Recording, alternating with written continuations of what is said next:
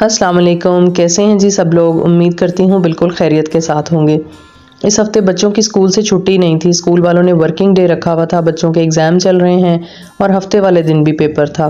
तो मैंने सुबह सुबह 7:30 बजे बच्चों को स्कूल ड्रॉप किया और स्कूल छोड़ने के बाद मैं आ गई कब्रिस्तान में। बच्चों के स्कूल के बिल्कुल करीब ही है। जब तक हम यहाँ रहते थे तो ऑफ एंड ऑन मैं यहाँ पे आती रहती थी, लेकिन अब हम यहाँ से काफ़ी दूर चले गए हैं तो बस ज़िंदगी की मसरूफियात कुछ इस तरह की हैं कि चाहने के बावजूद भी आना बहुत मुश्किल हो जाता है। तो मैं आज फ्री थी तो मैंने सोचा कि मैं ज़रूर कब्रिस्तान जाऊँगी। यहाँ पे आ गई हूँ मैं कब्रिस्तान में, और वाकंड का जो कब्रिस्तान है वो यहाँ पे तो अब इसके अंदर गुंजाइश बाकी नहीं है।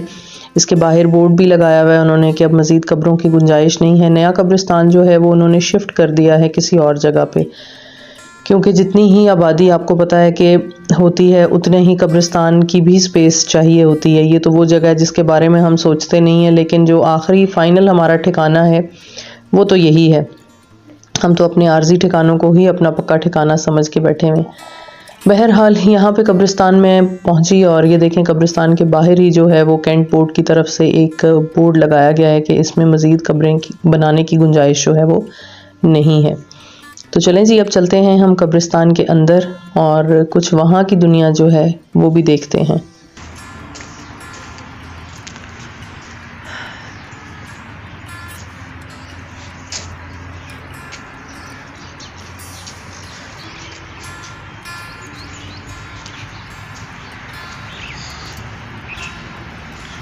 कब्रिस्तान के अंदर दाखिल होते ही उल्टे हाथ पे बिल्कुल शुरू में ही एक बच्चे की कब्र है जो बिल्कुल जवान मौत लगती है, क्योंकि ऊपर तारीख़ पैदाइश और तारीख़ वफ़ात भी लिखी है।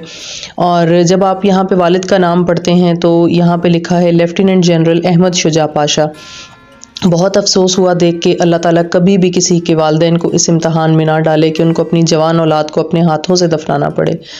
लेकिन कब्रिस्तान में जहाँ पे आपको बहुत सी और इबरत की चीज़ें मिलती हैं, वहाँ पे आपको ये भी नज़र आता है कि ये वो जगह है जहाँ पे हमारी फिर माशरती जो तबक़ात में इंसान तकसीम हुए हुए हैं उसकी तख़सीस कब्रिस्तान में कोई नहीं है। यहाँ पे सब आपको एक ही ज़मीन में दफन हुए हुए नज़र आते हैं। यहाँ पे आपके ग्रेड्स के हिसाब से, आपके जो सोसाइटी में स्टेटस है उसके हिसाब से आपको जगह नहीं अलॉट हुई।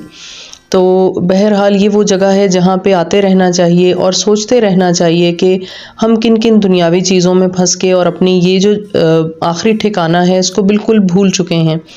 दुनिया में घर बनाने के लिए और अपने आर्जी ठिकाने बनाने के लिए हम कितनी मेहनत करते हैं। यहाँ पे आगे जाते हुए मुझे ये देखें कब्रिस्तान में एक कब्र के बाहर एक आदमी जो है वो बैठे हुए नज़र आया, और मैं आपको आगे चल के बताती हूँ। जब मैं वापस आई तो ये तब भी यहाँ पे ही बैठे हुए थे। तो अब हम जा रहे हैं आगे। यहाँ देखें कब्रों के कतबे जो हैं उनके ऊपर किसी पे आपा जी लिखा है, कहीं माँ जी लिखा है, कहीं बाजी लिखा हुआ है। और जैसे जैसे लोग अपने प्यारों को दफनाते हैं उसके बाद फिर उनकी कब्रों के ऊपर इस तरह के कतबे जो हैं वो लगा देते हैं। मैं यहाँ जा रही हूँ अपने अब्बू की कब्र की तरफ, और यहाँ पे सीढ़ियाँ नीचे उतरती हैं। ये रास्ता काफ़ी आबाद है और यहाँ पे सुबह के टाइम अगर आप आएँ तो स्कूल के बच्चे, बाज़ार जाने वाले लोग, यहाँ कब्रिस्तान के अंदर से एक शॉर्टकट रास्ता गुज़रता है जहाँ से वो गुज़र के जा रहे होते हैं। यहाँ पे हैंड पंप भी लगा हुआ है। जिन लोगों ने अपने प्यारों की कब्रों के ऊपर कुछ पौधे वगैरह लगाए हैं वो यहाँ से पानी भरते हैं और पानी भर के उसमें डाल देते हैं। वैसे तो इस इलाके में बारिशें काफ़ी ज़्यादा होती हैं तो फिर बहुत ज़्यादा यहाँ पे पानी की ज़रूरत नहीं होती, क्योंकि सब्ज़ा काफ़ी ज़्यादा हो जाता है। तो यहाँ पे है जी मेरे अब्बू की कब्र। ये जो आपको बाउंड्री नज़र आ रही है जिसके अंदर कुछ कब्रें हैं, इसके बिल्कुल बाहर ही अब्बू की कब्र है। और मेरे अब्बू का इंतकाल हुआ तकरीबन आज से 4 साल पहले। तो यहाँ पे मेरे बड़े भाई ने जो है वो इसके ऊपर पॉलीथीन की शीट दी हुई है, क्योंकि जब बारिशें बहुत ज़्यादा होती हैं तो ऊपर से पानी गिरता है और फिर बार बार मिट्टी जो है वो लगानी पड़ती है, तो कब्र को जो है वो कवर कर दिया गया है।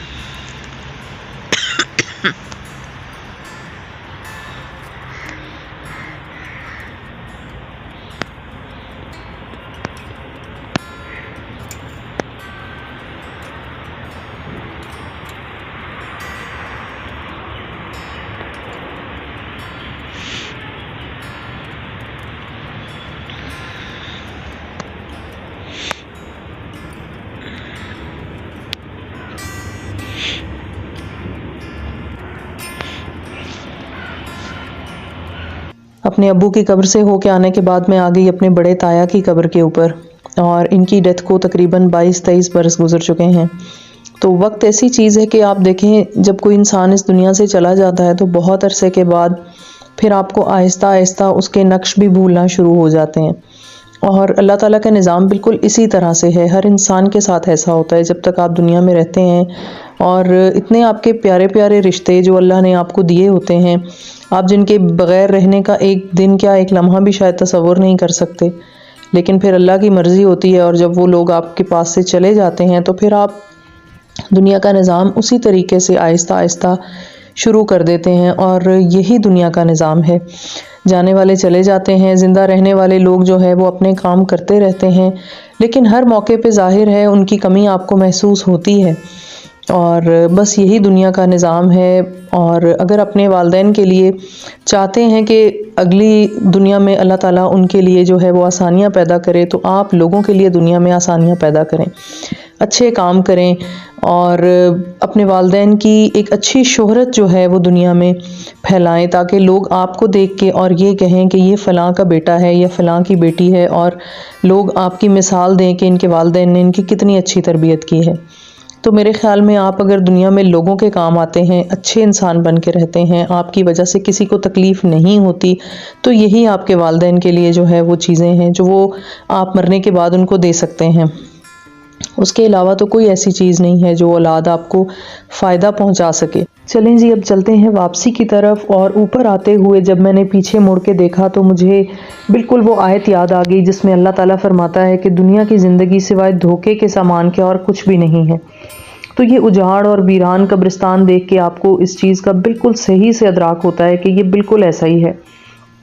तो ऐसे लोग आप देखें, हमारा हसब नसब, हमारा नाम, हमारी ज़मीनें, हमारी जायदादें, जो भी चीज़ें हैं वो सब की सब इस दुनिया में रह जानी है, और हम अपने साथ यहाँ से कुछ भी नहीं लेके जा सकेंगे सिवाय उन चीज़ों के जो आपके अमाल होंगे। और अगर वो अच्छे होंगे, आप दुनिया में लोगों के साथ अच्छे तरीके से रहे होंगे और आपने अच्छा बर्ताव किया होगा, तो इंशाअल्लाह आखिरत में भी आपके साथ अच्छा ही सलूक होगा। तो बस जी, अब चलते हैं वापस। ये बाप जो है ये अपने छोटे से बच्चे की कब्र के ऊपर बैठा हुआ है। जब मैं यहाँ से गई तो तब भी ये यहीं पे था। तो अब चलते हैं वापस। और ये जो वाकेंड का कब्रिस्तान है, इसकी एक अजीब सी बात जो है वो ये है कि यहाँ ये कब्रिस्तान के बिल्कुल बाहर कब्रिस्तान रोड है जिसके ऊपर काफ़ी सारी दुकानें हैं, बाज़ार है। अभी तो सुबह सुबह का टाइम था और यहाँ पे इतना रश नहीं था, वरना जब दुकानें खुल जाती हैं तो यहाँ बड़ी चहल पहल होती है। और एक बड़ी अजीब सा मुझे जो है वो एहसास होता है जब भी यहाँ पे आऊँ और यहाँ से निकलते हुए कि दो मुख्तलिफ दुनियाएं जो हैं वो एक गेट के फासले पे हैं। एक साइड पे एक दूसरी दुनिया है जो बिल्कुल खामोश है, जहाँ पे तमाम लोग जो है वो सो रहे हैं, और दूसरी तरफ जो है वो ज़िंदगी की रौनक है, ज़िंदगी की चहल पहल है, और हर तरफ जो है वो लोग आ जा रहे हैं, अपने रोज़मर्रा के काम कर रहे हैं। बाहर निकलेंगे तो बिल्कुल ऐसा ही होगा। तो बस ऐसा ही है, क्योंकि हम जब दुनिया की रौनकों में आते हैं तो फिर हम अपनी वो चीज़ें दोबारा से भूल जाते हैं। अल्लाह ताला तमाम लोगों पे अपना करम करे और हमें भी नेक इंसान बनने की तौफीक दे। तो चलें जी, आज के व्लॉग में बस यही था।